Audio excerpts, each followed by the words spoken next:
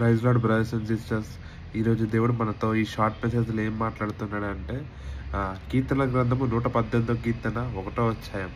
యెహోవా దయాళుడు, ఆయన కృప నిరంతరము నిలిచియుండు, అందుకు కృతజ్ఞత స్తుతులు చెల్లించు. దేవుడు మనతో ఏం మాట్లాడుతున్నాడు? ఆయన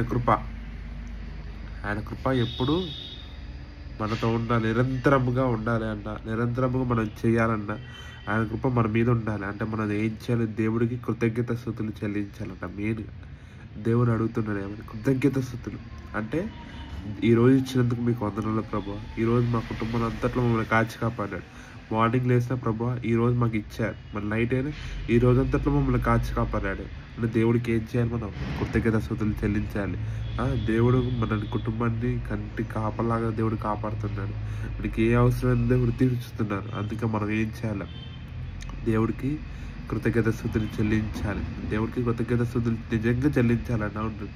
ఈరోజు మనకి దేవుడు ఈ ఆహారం ఇచ్చాడు, ఈ వస్త్రాన్ని ఇచ్చాడు. దేవుడు మన ఈ రీతిగా మనని ఇలా నిలబెట్టాడంటే ఆయన కృప ఉంది కాబట్టి మనం ఇలా నిల్చున్నాం.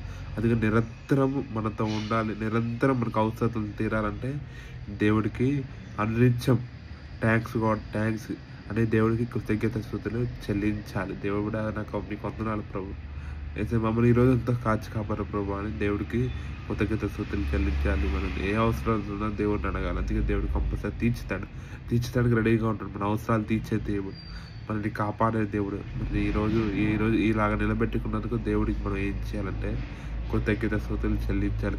కంపల్సరీగా నిరంతరం మనతో ఉండాలి, నిరంతరం మనతో జీవించాలి. నిరంతరం మనతో ఉంటే మనం దేవుడికి ఏం చేయాలంటే మెయిన్గా కృతజ్ఞత స్తుతులు దేవుడికి చెల్లించి కంపల్సరీ దేవుడు మనతో ఉంటాడు, కంపల్సరీ దేవుడు మనతో జీవిస్తాడు. ఇచ్చిన మాటలు దేవుడు దీవించును గాక. ఆమేన్.